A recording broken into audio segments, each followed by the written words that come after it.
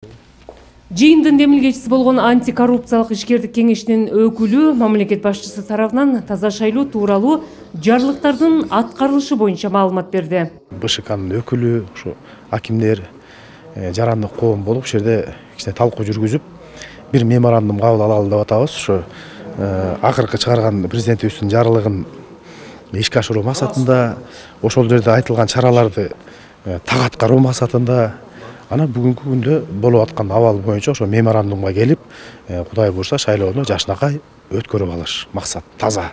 Баяндамасында Талас облусунун жетекчиси үгүт иштерине мамлекеттик кызматкерлер, мугалим, дарыгерлердин аралашпоосу, жолугушууларга барбоо тууралуу эскертилгенин айтып, коомдук уюмдарды да жигердүү кызматташууга тартууну сунуштады. Кууганда айыл өкмөтү мынакей талапкердин жанына кандай себептер менен сүрөткө түшүп калган, видеого чыккан ал эми болуп калган иш. Ошондуктан мынакей тез аранын ичинде аким дагы өзүнүн чечкиндүүлүгү менен чара көрүп, айыл өкмөттү кызматтан четтетүү боюнча чечимин кабыл алынды. Ошондой эле жарандык активисттерден турган таза шайлоо платформасы түзүлгөн. Алар үгүт иштеринин жүрүшүнө көз салууда жана шайлоонун таза өтүшүнө көзөмөл жүргүзүшөт. Таза шайлоо платформасы ушул ачык, айкын, акыйкат шайлоо өлкөнүн ар намысы үчүн деген девиз менен ушу президенттин демилгесин колдоп, эл арасында түшүндүрүү насаат иштерин алып барып атабыз. Шайлоонун таза өтүшүнө бардык шарттар бар. Эки тараптуу меморандумга кол коюлат. Эми адилеттүү добуш берүү элдин колунда экенин айтат жергиликтүүлөр. Партияга добуш берип турган, партиянын ичинен дагы жанагы добуш берген партия талапкерлерге абдан туура деп эсептейм. Эл тандоо мүмкүнчүлүгүн алды шайлоочулар.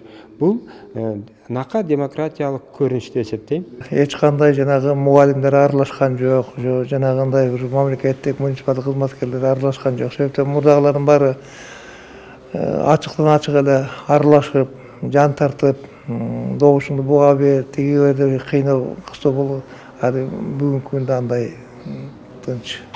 Үгүт учурунда ички иштер башкармалыгына 10 арыз түшкөн. Аларды аналитикалык тергөө топтору ыкчам иликтөөдө. 10 билдирүү түшкөн, анын экөөсү кылмыш боюнча түшкөн, калгандары 7-өсү жоруктар, 1-өсү бузуу боюнча. Бул ар түшкөн билдирүүлөр, даттануулар биз тарабынан тыкыр текшерилүүдө, тергөө амалдары бардыгы жүргүзүлүүдө.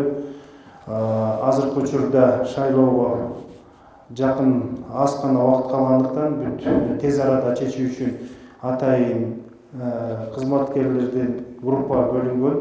Белгилей кетсек, Дуванда учурда олуттуу мыйзам бузуулар катталган жок. Талас жана Манас округдары боюнча партиялык жана бир мандаттуу тутум менен 13 талапкер шайлоого бара жатышат. Жарыштан баш тарткан талапкерлер да бар. Салика Сариева, Нурлан Иманалиев, Ала 24, Талас облусу.